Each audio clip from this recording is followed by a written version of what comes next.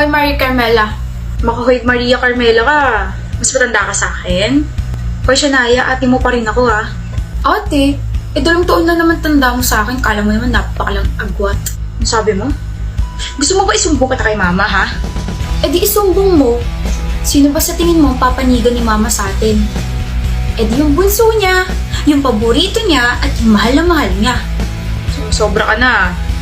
Sumbong mo ako dali, ate. Ay, hindi mo ako masusumbong kasi alam mo sa sarili mo na paggagalitan ka ni mama kasi ikaw ang ate.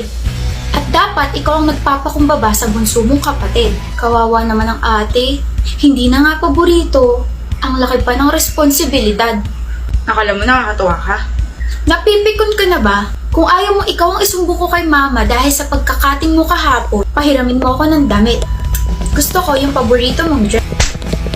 Bastos ka na! Mama, si ate sinampal ako! Wala akong pake kung ikaw yung paboritong anak. Ang kailangan ko, respeto mula sa'yo. Ano ba yan? Hina ko pa naririnig yung mga boses ninyo. Ang ingay! Ma, magsampalan na lang kayo buong araw. Tsugas kayo? Pagod na ako magtrabaho, pati ba naman dito sa bahay, pagod din ako? Charot lang. Manaman eh. Yan po yung pang-audition ninyo sa reality show? Ano po? Ang galing ng mga anak ko. Ma, ba't ka naman po sumingit? Nawala ang momentum namin. Sorry na, nadala lang ako ng emosyon. Pero in fairness, ang lakas ng sampal.